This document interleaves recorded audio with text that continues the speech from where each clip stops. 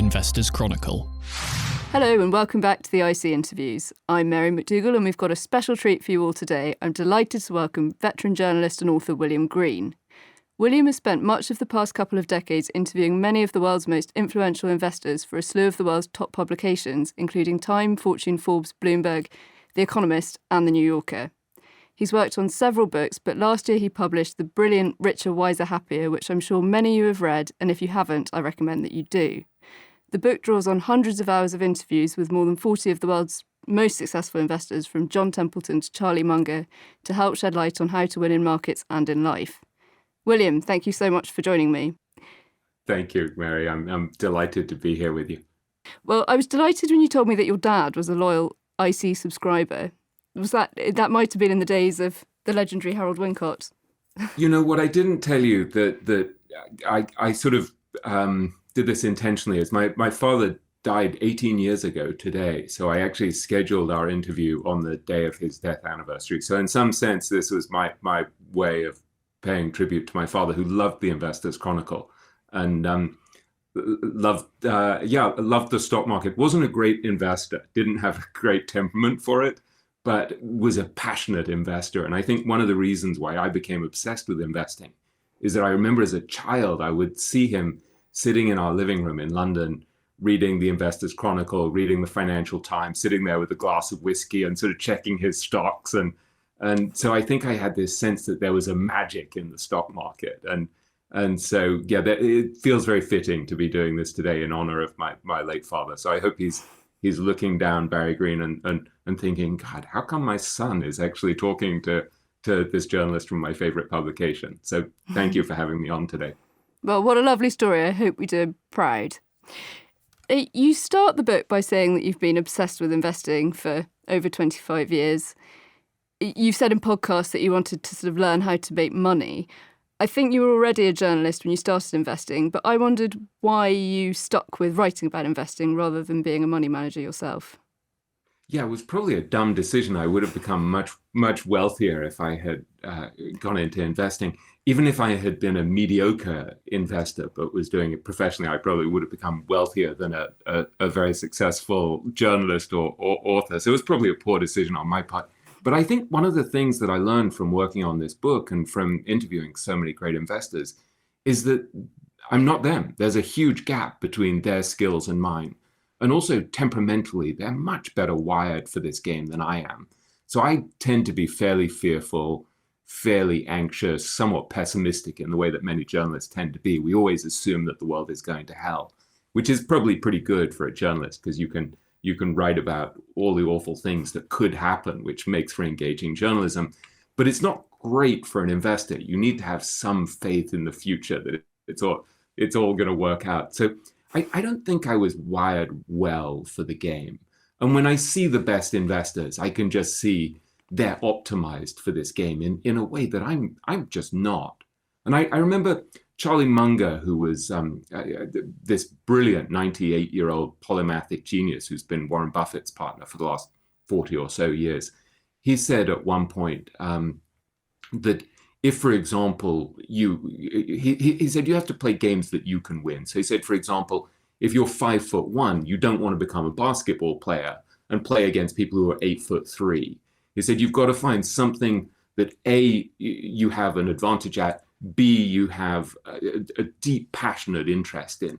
I'm interested in investing, but I don't think I would want to spend my life sitting there poring over financial statements and going to visit companies. I'm more interested in things like the psychology of great investors, what makes them so well suited to this game, and how they deal with questions like the fact that the future is unknowable and that everything is changing, and yet we have to make decisions that are rational about the future. That's it's an almost philosophical question, which really interests me and has great practical ramifications, both in investing and life. So those are the things that possess me. And I wish I just wanted to sit in a room like Warren Buffett with the blinds shut and just read annual reports. I'd be a much wealthier man, but maybe not wiser. Who knows? Well, you've certainly had a very interesting career with unprecedented access, from what I can see, to some of the biggest legends in the field. You talked a bit about not having the right personality traits yourself, but one thing that struck me from reading the book is that there are a lot of commonalities between the people that you feature. Many of them live remotely, are described as pragmatic, contrarian thinkers, resilient. They all read huge amounts. What do you think are the most important commonalities between the successful investors, and to what extent do you think these can be learned? One of them is simply that they're very unemotional and dispassionate. So they're looking at the markets in this very rational, dispassionate way, waiting for opportunities where the odds of success outweigh the odds of failure. So I think of someone like Howard Marks, for example, who manages something like $160 billion or so at Oaktree Capital Management. I remember during the financial crisis, for example, in 2008, 2009, when everyone was profoundly panicked and it seemed like the world was coming to an end, Howard said, well, most of the time the world doesn't end. And so he's just sitting there very quietly, very dispassionately, watching the markets go to hell. And he says, sometimes the prices are so low that actually, while everyone else seems to think the risk is heightened, the risk is actually lower because you're able to buy such bargains. So over a period of something like 15 weeks, he and his partner, Bruce Karsh, invested something like $500 to $600 million a week. So they bet something like $10 billion, made a profit of $9 billion. And I said to him later, was that difficult for you? Was it emotionally difficult? And he said, no, I don't remember it being difficult at all. And I knew that he'd been divorced before. So I said, were you always unemotional? And was it a problem in your relationships? And he's like, oh yeah, particularly in my first marriage. And he's like, I've got a bit better lately. And so that's just a temperamental advantage that someone like that has, that they're not caught up in the emotion of the market. So if you think of most of us, we're getting swept up in the fear and the greed and the euphoria. So I found this myself recently, where I would be interviewing people who had made a fortune on Bitcoin and the like, and it drove me nuts. I kept thinking, wait, am I missing out? Do I need to get in on the game? And you feel this emotional yearning to get in on the game, and then at the same time, I'm like, but I don't understand it. I don't understand if this is actually, how do I value this? Is it just a fad? Is it just another outbreak of irrational exuberance? And then I would talk to someone like Joel Greenblatt, who's one of the great investors of all time. And he just said, yeah, no, it's no problem for me not to play that game. I know what game I'm playing, which is buying stocks cheap and not buying things that I don't understand. And so that kind of rational, dispassionate ability to step back from the market and just say, no, this is the game that I'm equipped to win. That is something that we can learn, to say to ourselves, is this a game that I'm equipped to win?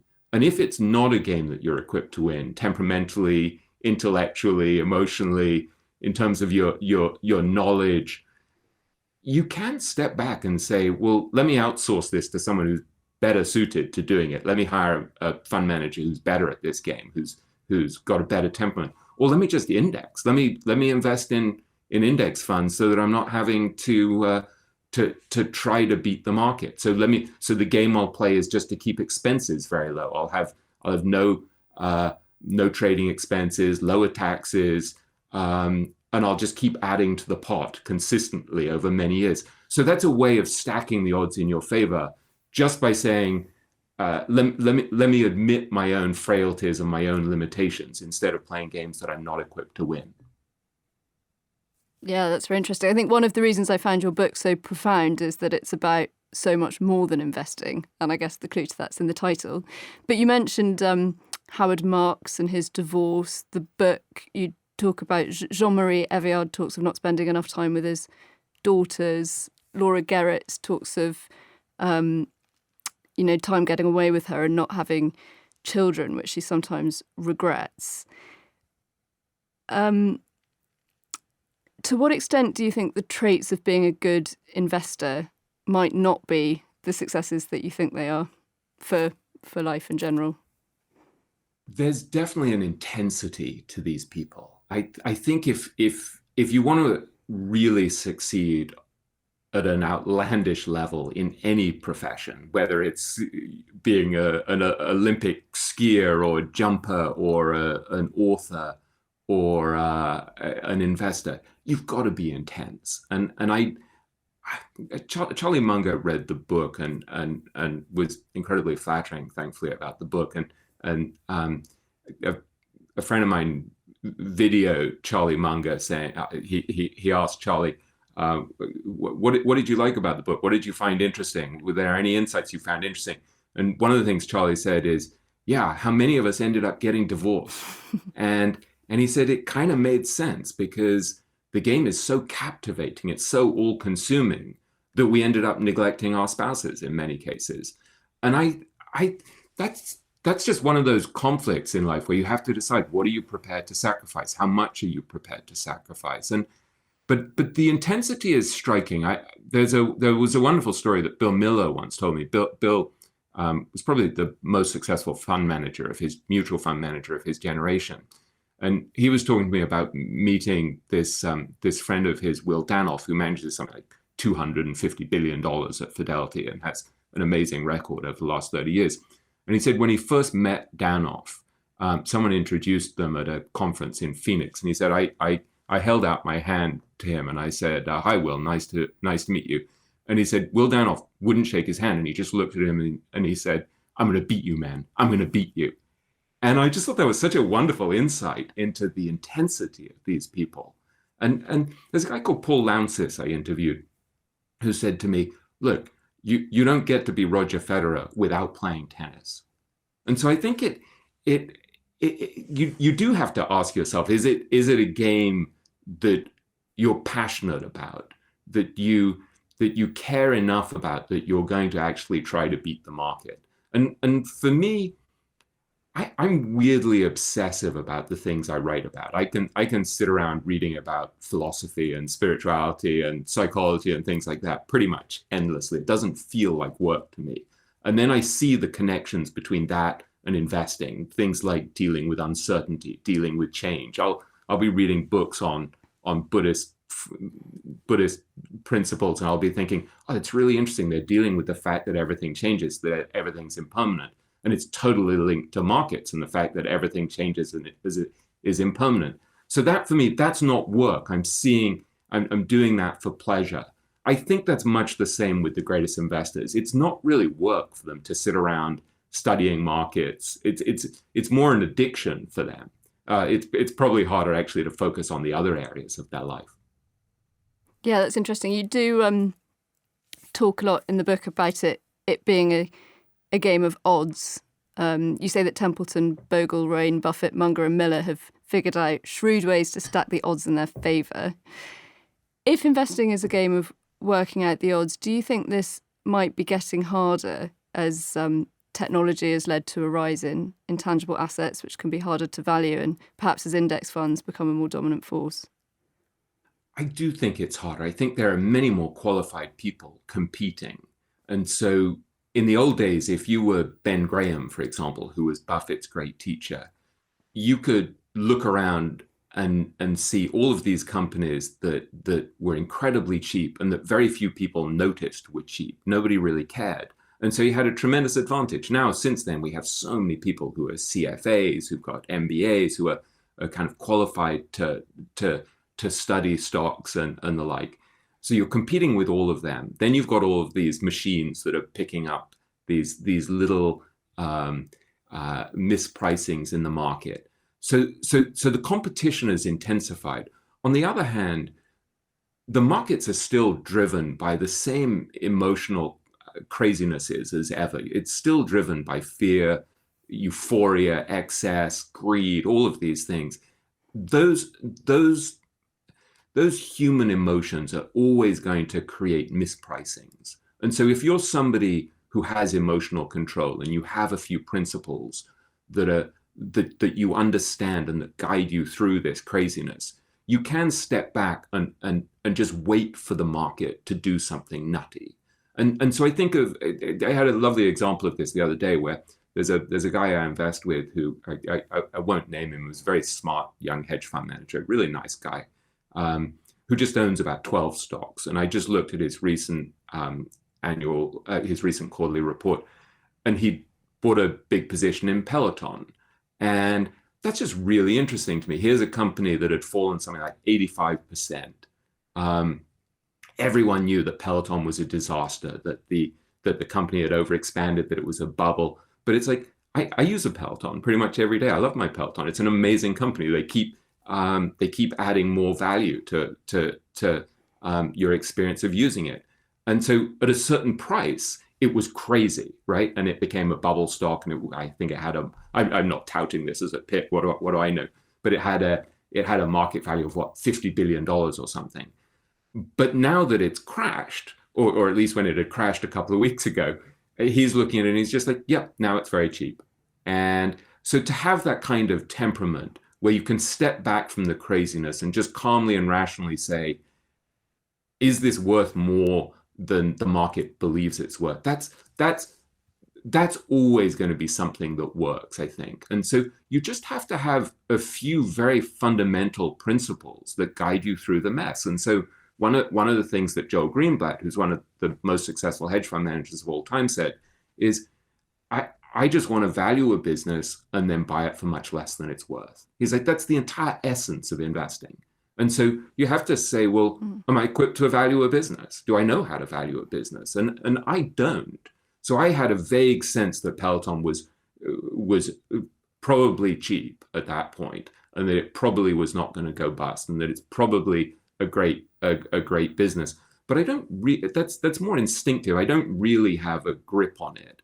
Whereas my friend, this hedge fund manager, is actually able to analyze it and say, yep, it's cheap now. And now suddenly we're seeing all these companies like Amazon and Apple and Nike are all said to be looking to with interest about whether to buy the company. So that's just a small but I think emblematic example of how, yeah, the game is still hard, but if you keep your wits about you and you understand the principles of the game, and then you just wait, then the opportunities will present themselves. Yeah, it's interesting. Have you observed significant changes in the investment process of people that you've interviewed over the course of their career? Because it's quite, John Templeton famously said, the most dangerous words in investing are, it's different this time. But investors also have to navigate a changing world. You've got Azim Azhar saying that technology is developing at an exponential rate. The way companies are valued has had to be adjusted. How do you think investors can reconcile these two forces, and to what extent have you seen investors change their process? I think one of the things that's striking to me is how a lot of the great value investors, which tends to be my tribe, I'm temperamentally drawn to the great value investors, they used to buy stuff that was just incredibly cheap based on current assets. They would look at something that was kind of busted and they would say, yeah, this is so cheap, I'm going to buy it now.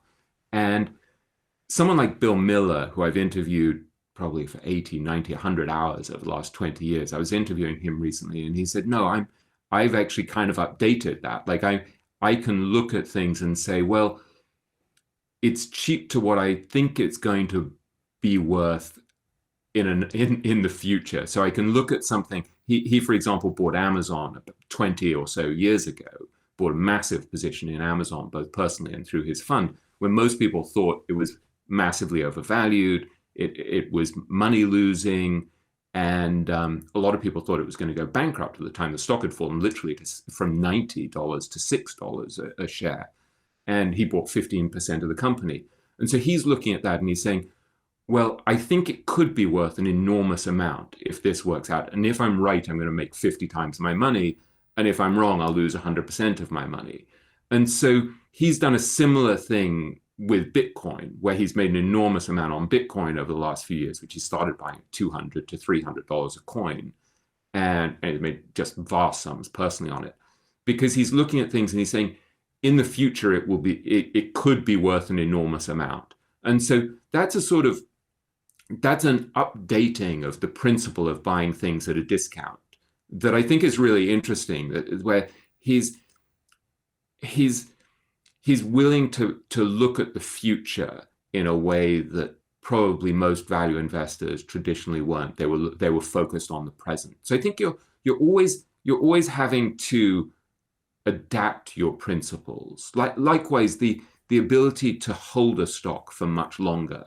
A lot of the great value investors, like someone like Joe Greenblatt, he would buy something like Moody's, for example, when it was incredibly cheap, and then he'd make a lot of money and he'd sell it because it was no longer very cheap. Whereas someone like Buffett would own it for decades and has made billions of dollars. And so I think that's another thing where there's been a kind of updating of the approach where instead of just selling when it's no longer that cheap, you say, well, no, this is going to continue to grow. It's still a great company.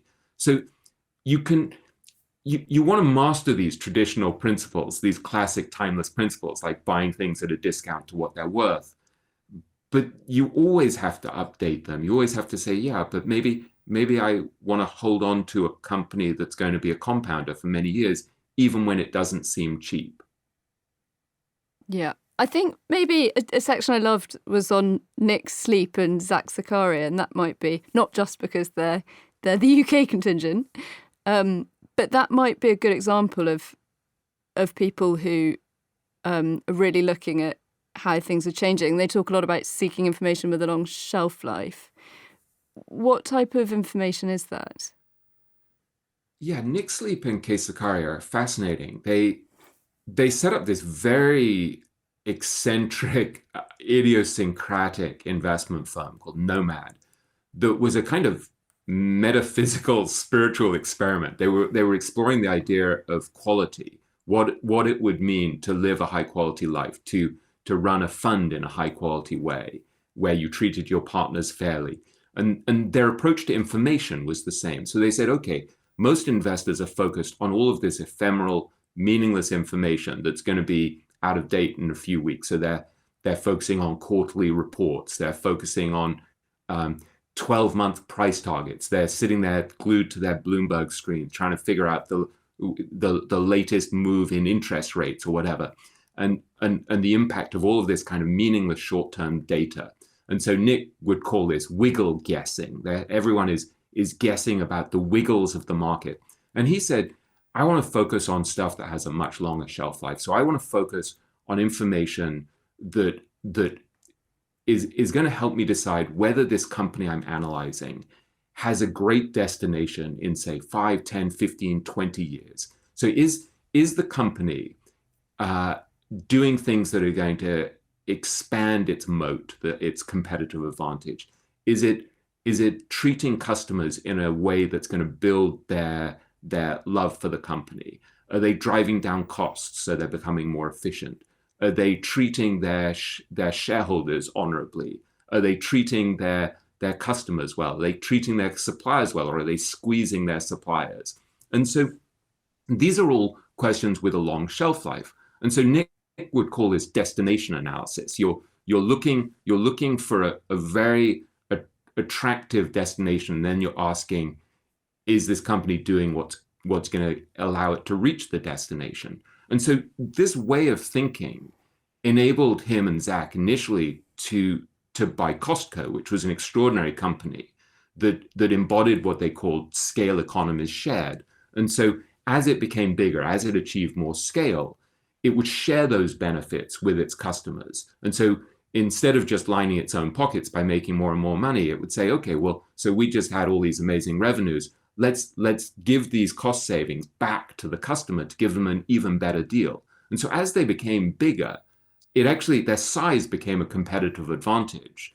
And so then when Amazon came along, they saw the same thing and they said, oh, wait a second, this is a company that's driving down costs so much for its customers. It's so efficient, and it's giving its customers so much value that it also has scale economies shared. And so what they ended up doing is buying these enormous positions, both in Amazon and Costco, that they've held for, I think, 18 years so far in the case of Costco, and maybe 16 years in the case of Amazon. And so this is a totally different way of viewing the world. And it's an incredibly helpful way of viewing your own life, of saying, okay, what's an appealing long-term destination? Where do I want to get? And what am I doing actually? What are the inputs that are going to help me reach that destination? So this is one of the things I love, where you can take a principle from investing, and you can see actually it's so robust, this idea of destination analysis, that actually it applies whether you're a company like an Amazon or a Costco that's hugely focused on the long term, or whether you're an individual like you and me and you're thinking, okay, so how do I reach the destination where I'm going to have a successful career in 10, 15, 20 years, or I'm going to have a good marriage, or I'm going to have a good relationship with my kids. And so always in a world where most people are incredibly short term, and they're wiggle guessing in the market, or they're just checking their Twitter feed or their Facebook feed in the short term. They're constantly obsessed with the short term. If you can push your outlook out further so that you're thinking about long-term destinations and how to reach them, it's a huge competitive advantage. So the more superficial and short-term the rest of the world becomes, the longer term you want to become. And it's hard. And so we all look at what people like Nick and Zach achieved, and we're like, wow, that's so cool that they've owned, Amazon for 16 years and Costco for 18 years or whatever. But it's really hard for us to do it. What do you think is the main motivation behind these investors and why they're investing? Because the way you describe these people, they're very rich, but they're also, many of them are thoughtful, unflashy people that seem to have integrity and don't seek the limelight. So it's hard to see that it's just about the money. Why do you think these brilliant minds have applied themselves to investing rather than quote unquote nobler causes such as science or engineering or medicine? I think a lot of them initially are driven by money. I think some of them in the early years, they want to get independence and to have control over their own life and not to be subordinate to irritating bosses and to have to take orders. So sometimes it is money early on. Then there's just the sheer joy of the game. I think there's something about how captivating the game is. I remember Howard Marks saying to me once, we have played and we have won. And there was something very, very simple and pure about it, that kind of joy of taking on all of these other people at a game that's very difficult and winning. That's captivating. But I think as people get older, at least for the investors I've interviewed, there has to be a little more depth. If it's just about playing this game and becoming rich, it's a pretty stunted life. And I think it's fascinating when you look at someone like Nick Sleep or Kate Sakaria, for example, that they basically quit at the age of 45 and they returned billions of dollars to their shareholders. And they said, yeah, we're going to spend the second half of our lives figuring out how to give the money away in a very similar high quality way. We're going to try to find causes that have maximum long-term benefit to society. And I was talking to Nick Sleep recently, and he was saying to me, he was talking about destination analysis with his charity. And he was saying one of the things that he's doing is he tries to do a lot of stuff with kids, early intervention for kids who have very difficult lives, and to provide them with opportunities to go to youth zones where they can work on their resumes or play or anything that will help them grow. And he said to me, I want to be able to sit down in 20 years' time and say, yeah, I gave the money away well. And he said, the difficult thing is that I'm not judging myself by other people's standards. I'm judging myself by my own standards. But is that that's also the beautiful thing. I'm judging myself by my own standards. And he said he had a very similar approach with investing. He wanted to feel that he could sit down as an old man with one of the shareholders in his hedge fund and feel that he had treated them equitably and decently and fairly. So they could sit there and share a glass of wine on a veranda as the sun was sinking and feel that he had done the job well. And so that for me is a beautiful thing, that idea that he's taking his ability to play this game of investing very well in a very rational, hyper-rational way. And then he's using that talent to lift up other people by giving the money away sensibly and in a long-term way. And I think that just makes for a happier life. I think that's one of the great lessons for me of the great investors' lives is that the ones who are just focused on amassing billions for the sake of it, there's something there's something about it that makes you feel kind of depleted when you study them. And I ended up not really writing about those people. I wanted to focus on the people who, yeah, they're great at the game, but they're not so obsessed with the game that they let everything else go to hell. And that's a good model. I think part of what you want to do is hold up alternate models to people and say, you don't actually have to be a snake to get ahead. You don't have to be a stunted individual who, leaves a trail of lawsuits and anger and hatred and bitterness. And there's a different way of doing capitalism that's a little more enlightened. And I remember Charlie Munger saying, I don't want to screw my suppliers. He's like, why would I want to squeeze my suppliers by not paying them until the last possible minute? He's like, my view of life is win-win. And the advantage of that is huge. So you see someone like Munger drawing incredible human beings into his life. And so there's a reason why he and Buffett have been partners for 40 or so years. So I like this fact that these people are good game players, but they don't let the money rule their life. And that's I think a pretty helpful model for the rest of us. Yeah, and it's a great privilege to be able to give so much back. I enjoyed Helmut Friedlander telling you in the 90s that he had lived uproariously. Yeah, that was one of the most memorable interviews I ever had, and I can't actually find my notes from it, and so I couldn't write about it very much. But Friedlander was this extraordinary guy who had fled from Berlin. His parents were very powerful in the potash business, which I guess it was for fertilizer, if I remember rightly. And he realized his parents had gone to live abroad, and he was at school one day, I guess it was at college, and heard that the borders were closing because war was breaking out. And he went to pick up his sister from school, who was younger than him. And he said, I stopped to pick up a hat because a gentleman does not travel without a hat. And he fled from Germany and went to the US. And he had this unbelievable life in the US. He was an incredible investor he did everything from trading coffee futures to buying the Empire State Building. And so he's just this great character. And he wore two watches on his wrist. He had a Patek Philippe, and then he had this cheap Timex. And he wouldn't shake my hand because of the germs. And this is, 20 something years ago. This wasn't during COVID. And he had this amazing bottle of wine on his desk, or sherry or something. I can't remember. It's like 100 years old.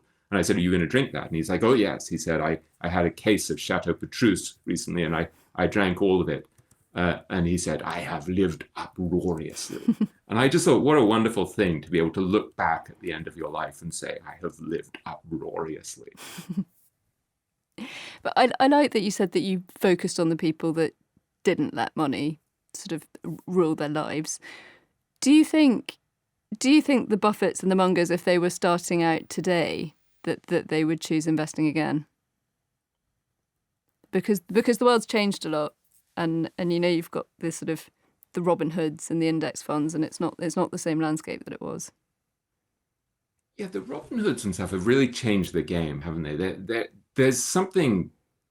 Everything in our era has been kind of turbocharged. So you were always able to do these dumb things like trade too much and give in to your short-term impulses. And now things like Robinhood or social media, they've just kind of turbocharged our ability to do dumb stuff that hurts ourselves by being short-term. And so I have a friend who's a very renowned investment writer who at one point had set up a Robinhood account for himself just to see what it was like, and quickly found that he was doing insane stuff. And this is a guy with a superb temperament who understands everything about investing in a long-term way, and still falling into this kind of pit. And so I think when you see people becoming more and more short-term, and you see all of these temptations, you just want to look at people like Buffett and Munger and say, well, what would they do And I just think they always were wired this way. They were always able to go slower, and if they were starting now, they'd win the game again, because they have what Munger calls the deferred gratification gene. So while everyone else is going for these instant dopamine hits of trading now, you reach for your phone. I, you just see people like Munger. They're more like farmers than traders. They find something they like, and then they sit on it forever, or at least for many years. It's a totally different mindset. So yeah, I think they would still go into the game, and I think they would still win it, because the more short term the rest of us become, the more their temperamental advantage would stand them in good stead. That's a good point. I had a bit of a nagging feeling as I was reading the book, because it makes it sound like a really attractive vocation, and that these are really interesting, thoughtful people, and wondering how that squares with the reality of smart grads choosing a career of, between investment and other things. I think you have to choose something that's deeply aligned with who you are. And this has been one of the actual profound influences of the book on me, of the process of spending so much time with these people, is I can see that they're acting in alignment with who they are in a deep sense. And I think of someone like Monish Pabrai, for example, who's an extraordinary Indian investor who now lives in Austin, Texas, who he and a friend of mine, Guy Spear, paid $650,000 to have a charity lunch with Warren Buffett a few years ago. And one of the things that struck them was that Buffett talked about living by an inner scorecard. And Buffett said, well, you can tell whether you live by an inner scorecard or not, because you have to ask yourself this question: would I rather be known publicly as the best lover in the world, but actually be the worst lover, or would I rather be known publicly as the worst lover in the world, but actually privately be the best lover in the world?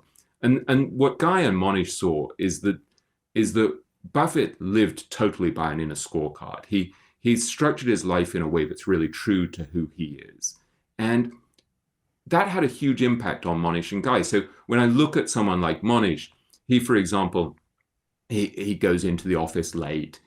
He has no meetings scheduled at all, no phone calls scheduled, refuses to meet with prospective shareholders because he said, I don't like the whole mumbo jumbo of marketing the fund.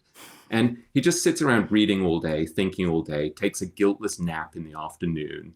And he's just thinking. And then occasionally a mispriced gamble will come along where he sees an incredibly cheap stock and he loads up on it. And then he goes back to doing nothing, basically just reading and thinking and running his charitable foundation, which does incredible stuff in India, lifting kids out of poverty by giving them free coaching to get into the Indian equivalent of MIT.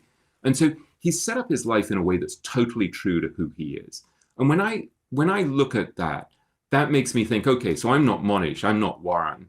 I don't want to set my life in a way, set my life up in a way that's untrue to me. So that makes me really look at everything that I do with a similar filter to say, okay, so why do I want to take on that project? No, I don't want to work for someone I dislike. I'm not going to do it. I'd rather give up money than work with somebody I dislike. Or no, it's really important for me to have control over my schedule. It's really important for me to have time to read, to think, to meditate, to hang out with my family. And so these are just very idiosyncratic things. It's just true to who I am. And so just knowing that being aligned with who you are is critical has been very valuable to me. It's a really useful filter. You can remove a lot of stuff that you just think, nah, not going to do that. I remember someone recently saying to me, why don't you start a Substack newsletter? Everyone's starting newsletters. I'm like, I'm a slow, ponderous, contemplative human being. It took me like 5 years to write this book. Am I really going to pump out a newsletter every week? It's the worst thing for me to do.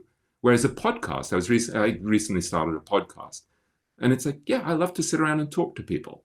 That's really fun. That suits me. And so I think if there's a takeaway for our listeners, it's just to go through that process of saying, what am I built for? What do I actually value? And remove a lot of the unnecessary clutter. Because when you look at people like Bill Miller, Warren Buffett, Charlie Munger, part of their superpower is that they're doing what they're best at and what they love most, and they're pretty much ignoring everything else. And it's almost antisocial. I see it with Monish Pabrai, where he would say, "Look, I'll have a lunch with someone, and I'll say, 'Did I enjoy that lunch?' And he said, 'If I didn't enjoy that lunch, I will never have lunch with that person again.' And he said, if he said, when I meet someone, I'll say, 'Is this person going to make me better or worse?' He said, 'If they're going to make me worse, I'll never talk to them again.' And so there is something kind of antisocial about it. But at the same time, constructing a life that's true to you and true to your temperament, true to your principles, true to your priorities, that's a really wonderful thing. And it's helpful to be rich to do that. I think that's one of the things that the money has given these very successful investors.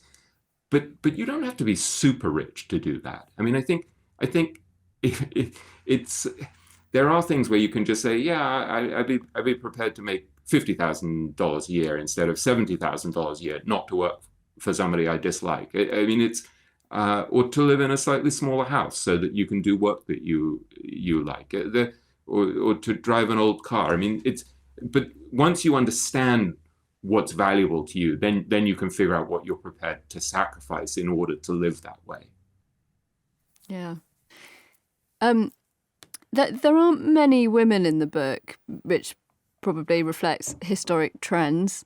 There is an interesting section on Laura Geritz, who invests a lot in emerging markets. But I'm interested to know if you've interviewed Cathy Wood and what you think about her investing style.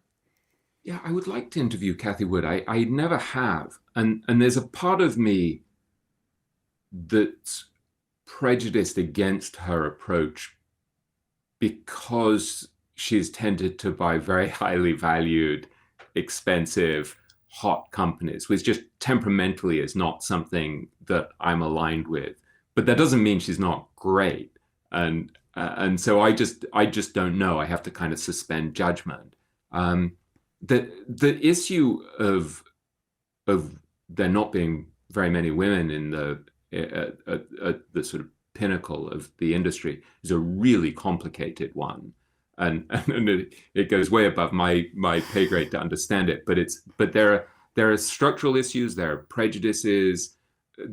It's complicated. And I write a bit about it in writing about Laura Geritz, who mentioned that when she was starting out in her career, there were just no role models at the female role models at the firm where she was working. I remember her saying that there was one woman at her firm who had just had a kid, and they basically said to her, "There's no way you're ever going to get promoted because, look, you can work from 8 a.m. till 5 p.m.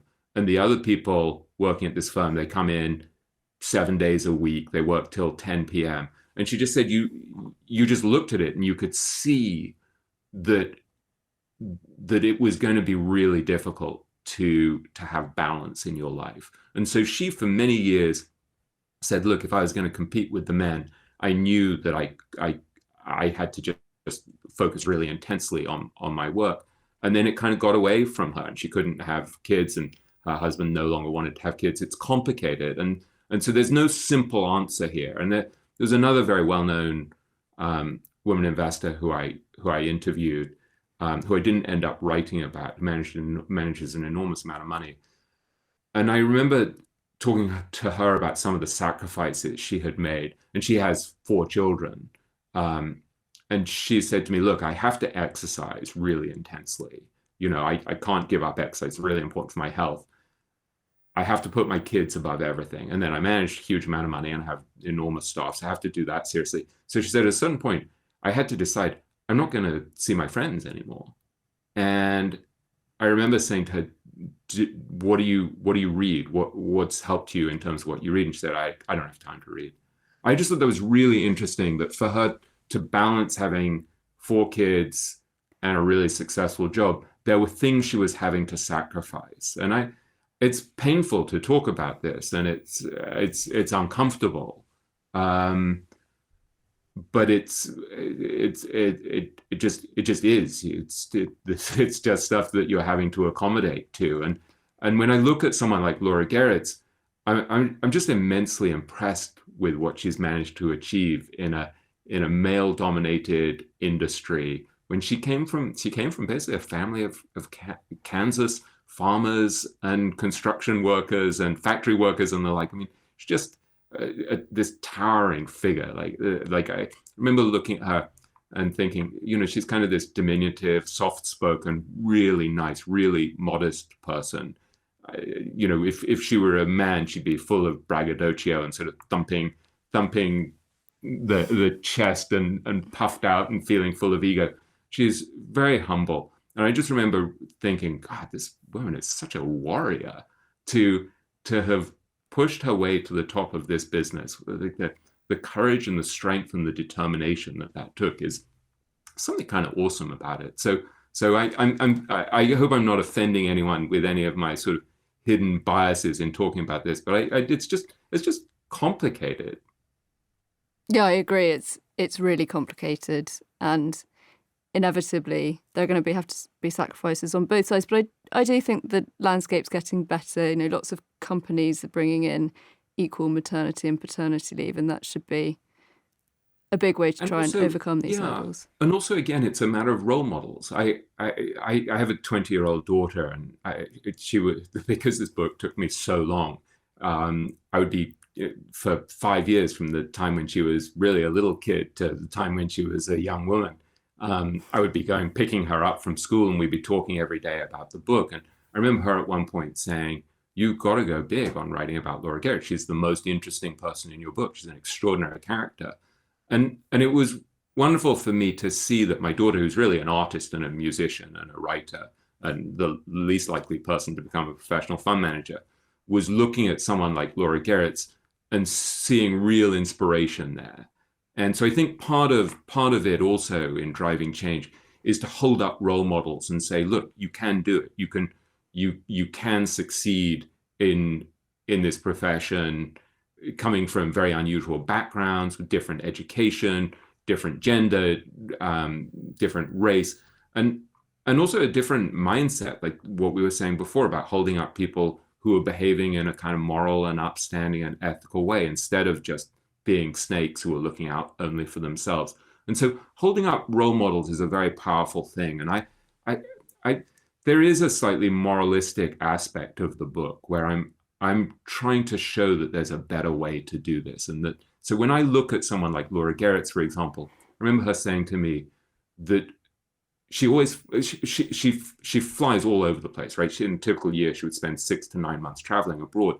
And she always travels economy class. And she pays for it herself out of her own pocket. And so she's not saddling her shareholders with those expenses. And so I look at something like that and I think, that's a really impressive thing, somebody who's treating their shareholders honorably. And so when I see fund managers who have egregious expenses, where they're getting hugely rich to perform in a mediocre way, there's a sort of moral failure there. And so just looking at someone who's become a multi-billionaire while behaving poorly, I'm just not interested. I'd much rather showcase Laura Garrett, who I think is a deeply admirable human being. And also an interesting human being. I mean, during COVID, I remember talking to her about how she responded to it. And she's such a profoundly intellectual and cerebral and literate person that she basically holed up in a house in Idaho in the middle of nowhere with a stream and 45 books. And she's just sitting there reading. And I just think there's something kind of wonderful about somebody like that, she's building a competitive advantage by understanding the world better than other people because she's reading more deeply, traveling more. And so I love the fact that we can hold up examples of admirable people like Laura Garrett. So that's great. That's part of what I'm up to. Well, I'm sure we could go on and on, but unfortunately we're out of time. Thank you so much for coming on. That was really interesting. Thank you, Mary. It's been such a delight chatting with you.